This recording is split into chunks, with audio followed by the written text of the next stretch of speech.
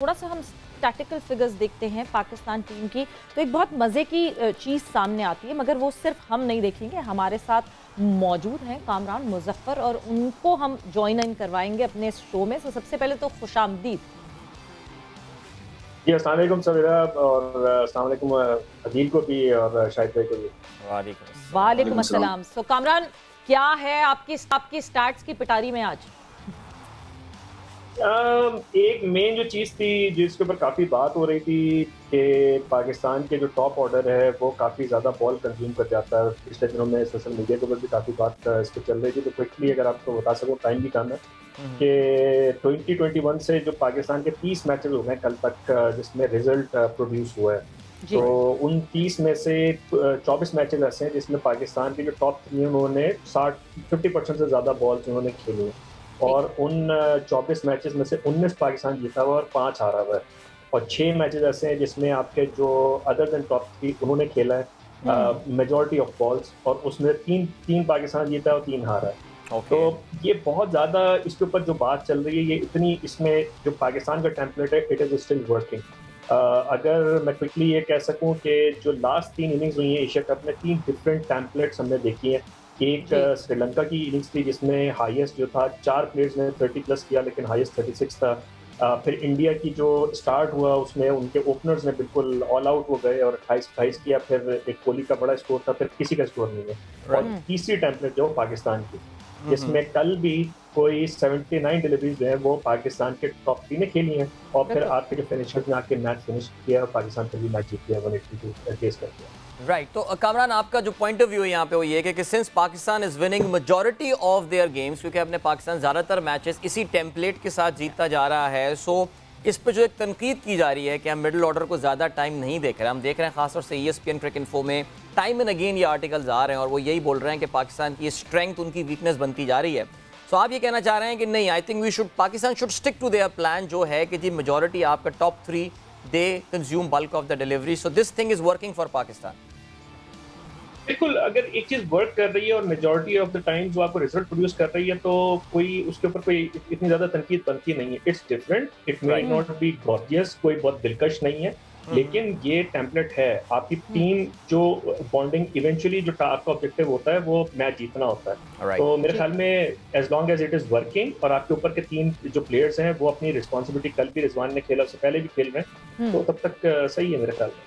लाला, वैसे जब ये जैसे कामरान बात कर रहे हैं, ये जो फॉर्मूला है, अगर ये पाकिस्तान के लिए काम कर रहा है कि ठीक है हमारा टॉप ऑर्डर जो है वो ज़्यादा बॉल्स खेलता है, ज़्यादा बॉल्स कंज्यूम करता है और 7 रन्स भी बनाते हैं, और अगर हम डीप जाकर जो है मैच जीत रहे हैं, सो इसमें कोई दो राय फिर नहीं होनी चाहिए, बिकॉज हमारा फॉर्मूला ये काम तो कर रहा है कि हम ज़्यादा मैचेस जीत रहे हैं। बट फिर बार बार वो एक बात आती है सवेरा, देखिए आपके 2 बैट्समैनों के अलावा बाकी सारे बैट्समैन जो हैं वो छक्के चौके हिटर है, हार्ड हिटर्स हैं सारे, ठीक है ना। अगर ऊपर के प्लेयर खेलते भी हैं तो आपकी बैटिंग में एक डेप्थ है, उनके पास जितने कम ओवर होंगे वो उतना अच्छा खेलेंगे, ठीक है ना। तो आपके पास डेप्थ है, कोई बात नहीं। अगर ऊपर से विकेटें अर्ली नहीं गिरती तो आप हमेशा याद रखिएगा कि अच्छे स्कोर की तरफ ही जाओगे।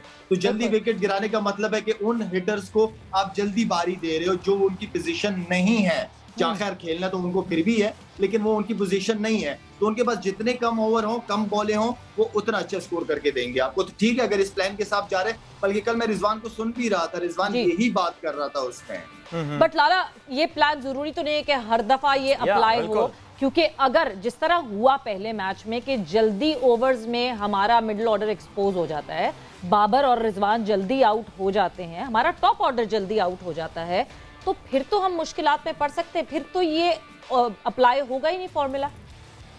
नहीं तो अगर आपके ऊपर आउट हो गए तो आपके नीचे वाले भी आउट हो सकते हैं फिर तो प्लान के हिसाब से चलती है ना। कभी आपके प्लान काम करता है, कभी प्लान नहीं बनता। लेकिन मीटिंगों में बहुत बड़े बड़े प्लान्स बनते हैं, ठीक है। एग्जीक्यूट जो है ना वो प्लेयर्स ने करना होता है ग्राउंड में जाके।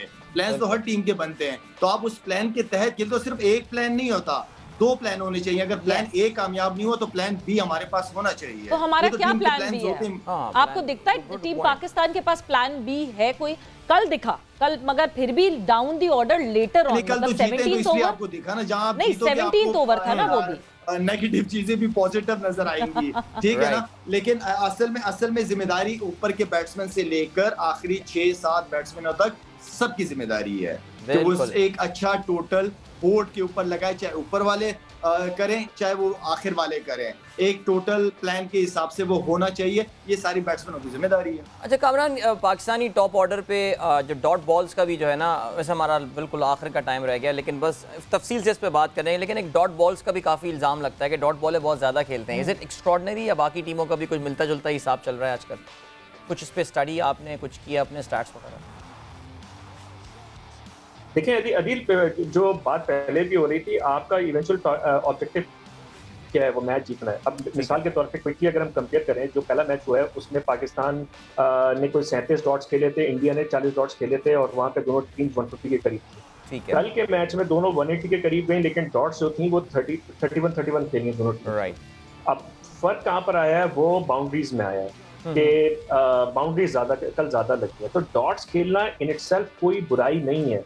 देखें, क्रिकेट का पार्ट एंड पार्सल है, जहां पर कोई अच्छी गेंद आएगी वहां पर आपने रोकना दिया, लेकिन आप कितनी डॉट्स के को कन्वर्ट कर रहे हैं बाउंड्रीज में, ये क्रिटिकल फैक्टर होता है। तो अगर आप डॉट्स को खेलने के बाद जो बेहतर मेरे ख्याल में जो इंडेक्स है वो dot ball to boundary ratio है, वो आपको देखना चाहिए। पहले मैच में आपका जो dot ball to boundary ratio था दोनों टीम का 2.18 था, मतलब वो हर 2 डॉट के बाद एक बाउंड्री लगा रहे थे, मतलब रफली।